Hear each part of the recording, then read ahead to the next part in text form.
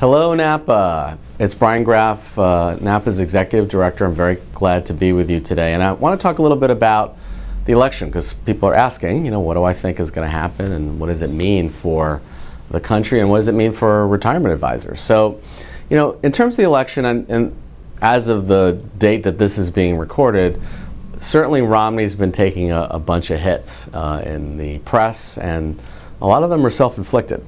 Obviously, the video of him at the fundraiser in Boca Raton, Florida is not playing very well with the American people. And frankly, what I've been predicting for folks who've been asking is pretty much what I would call a status quo election. What I mean by that is, right now, if I were forced to guess, my assumption is that the president will get reelected, the Senate will still be controlled by Democrats, but by a very small margin. I'll talk a little bit more about that in a second. And then the House of Representatives will still be controlled by Republicans with a slightly smaller margin, but that will be, maybe a handful fewer Republicans than they currently have, with Republicans still firmly in control of the House of Representatives. Now, back to the presidential election. Even putting aside the snafu with the video in Boca Raton, it's still a bit of an uphill climb for Governor Romney, because if you look at the electoral map, it's kind of stacked against him in terms of red states and blue states.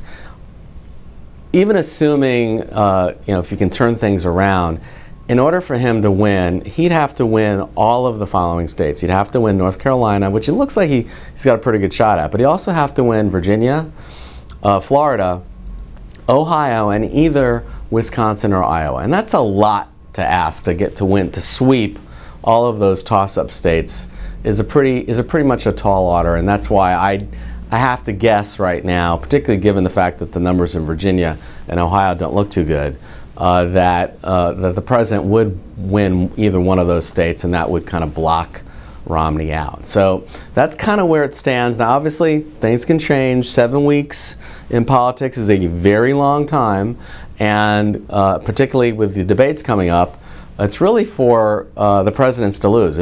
He could stumble, say some things that will get some negative attention that would help Romney, but right now, if you're asking, that's how I predict things. On the Senate side, there's some very close races that could go either way.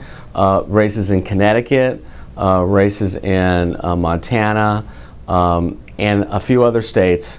But if, just based on my reading of the polls, talking to folks in those states, I'm thinking that Democrats have either 51 senators after November 7th, or it's a 50-50, which means that Senator Biden is going to be spending a lot of extra time in the Senate breaking tie votes, which will make C-SPAN somewhat more exciting to watch.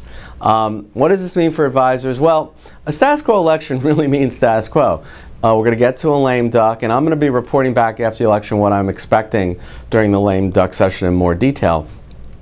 But probably what this means is that they're going to have to come up with some way to avoid the fiscal cliff. I still think they will, that they'll come up with some way to kind of punt down the road a 6-month extension on the tax cuts, maybe as long as a 12-month extension, so that they can work on tax reform next year. They're already starting to talk, Republicans and Democrats on the Hill, about this.